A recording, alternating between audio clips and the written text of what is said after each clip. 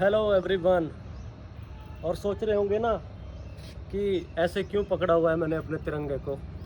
इसका तरीका यही है, इसको हम फोल्ड इस तरीके से करते हैं कि ये चक्र सामने आए और पट्टियाँ किसी भी तरह से जो तीनों रंगों की हैं वो मुड़नी नहीं चाहिए, वो लंबी की लंबी फोल्ड होंगी और उसके बाद ये इस तरह से आ जाएगा। काफ़ी दिन बाद मिले हैं आज। और तिरंगा वैसे तो मैं फहरा के रखता ही हूँ घर पे काफ़ी टाइम से, और अब तो इंडियन जो फ्लैग कोड है उसने इजाज़त ये भी दे रखी है कि दिन हो या रात, यानी सूर्यास्त के बाद भी झंडा फहरा सकते हैं हम। तो ठीक है, आज अब हम आज़ादी का इस बार 75वां सेलिब्रेशन करेंगे और मैं झंडा फहराऊँगा यहीं पे अपने घर की छत पे। कोड में साफ साफ लिखा हुआ है कि किस तरह की बातें हमें ध्यान में रखनी है। जैसे हम झंडे पे कहीं भी कुछ लिख नहीं सकते कभी भी, ठीक है, और पानी में नहीं डुबा सकते, ज़मीन पे टच नहीं करना, ऐसी बहुत सारी बातें हैं, बहुत सारी ऐसी बातें हैं जिनका हमें ध्यान रखना है। हमारे राष्ट्र की आन बान और शान का प्रतीक जो है ना, इससे ऊपर तो कुछ है भी नहीं।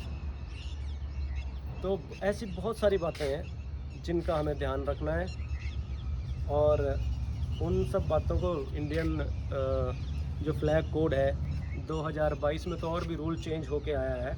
यानी जैसे पहले तो सिर्फ हैंडमेड और खादी वगैरह के चलते थे ना, अब पॉलिएस्टर का भी और ऊन का भी कुछ इस तरह का अब चेंज होके आया है जिसमें हम झंडे को इस्तेमाल कर सकते हैं, उससे बना हुआ भी। तो ठीक है, आज अपनी छत पर यहीं हम झंडा फहराएंगे।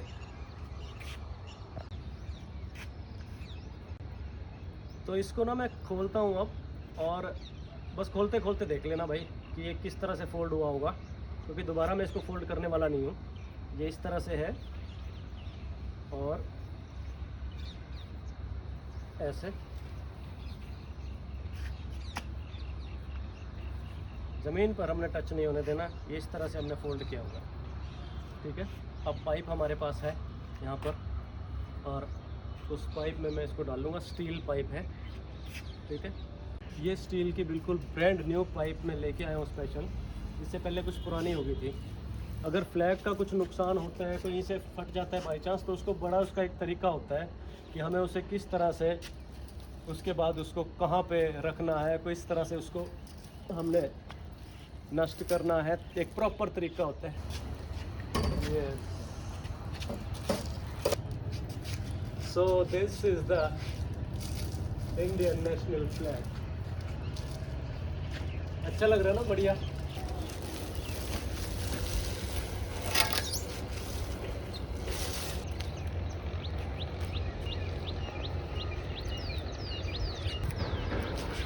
So friends, happy independence day to all of you. सभी को आज़ादी की 75वीं सालगिरह की बहुत बहुत बधाइयाँ।